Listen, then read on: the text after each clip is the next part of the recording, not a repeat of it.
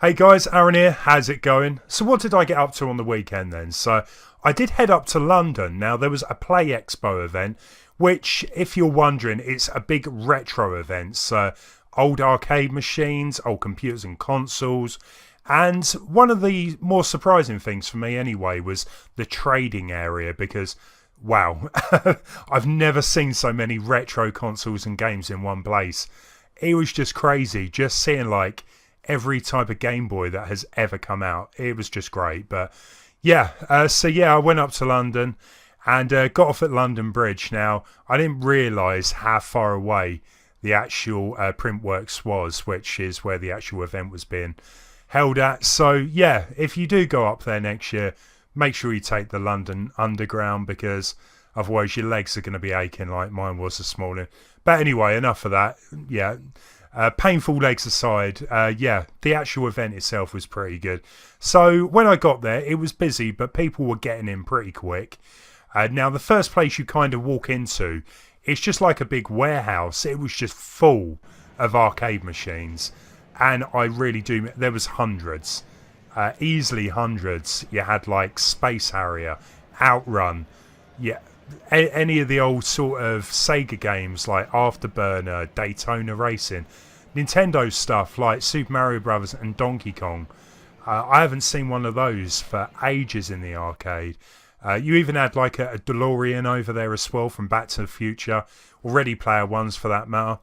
What else did you have? Pinball machines. I haven't actually used one for so long. It's always mainly been on an actual gaming console that I would actually play pinball, but yeah, it was really quite difficult actually. And Dave, who some of you might know from the streams, he did come along with me, keep me company, and he totally destroyed me on that game.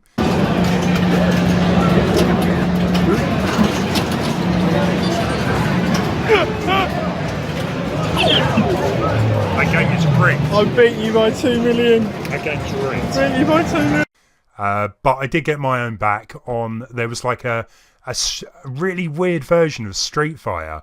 Basically, you played Street Fighter 2 using whack-a-mole mallets. You had to hit all these moles that were popping up.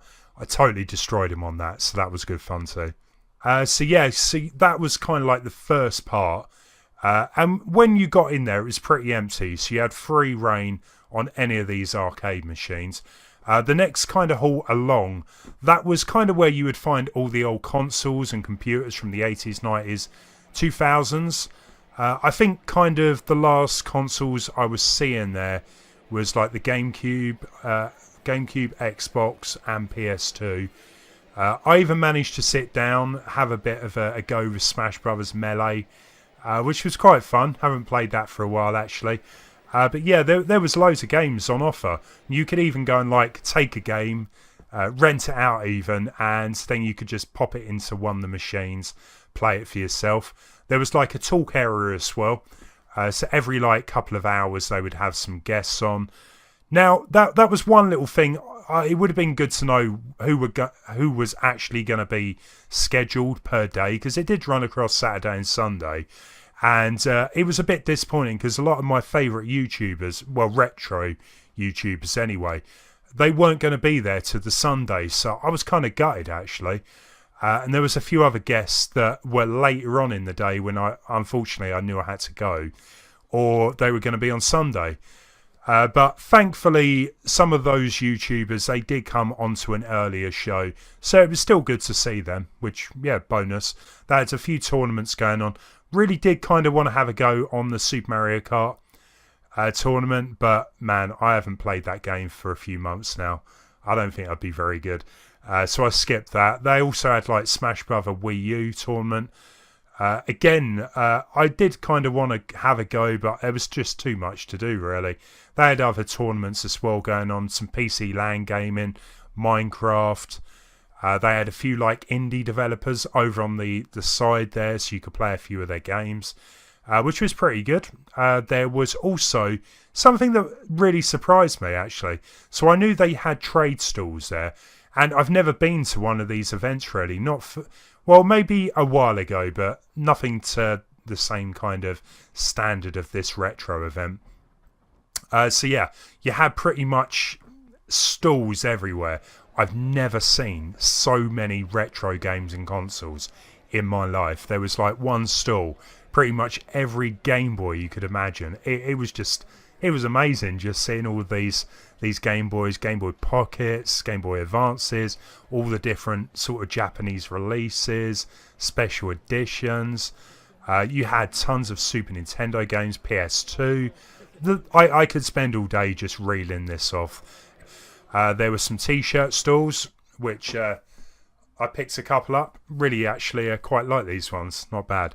But yeah, just overall, that whole section, it was just like the atmosphere was buzzing. I mean, in the entire place, everyone was just having fun, basically.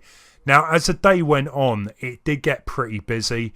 It did get difficult to get on some of the more popular machines. I went over to the arcade machines later on in the day. I really wanted to get onto the Super Mario Bros. Arcade because I remember playing that when I was a kid, and obviously I played Super Mario Bros. A lot over the years, but the arcade machine I wanted to have a quick go on, but the queue was obviously one of the more popular ones, and the same with a few of the other games as well, but I managed to get on a few. Hunchback was one of my old favourites. I'll tell you what that reminds me of. What's that? TV Boy Spider-Man.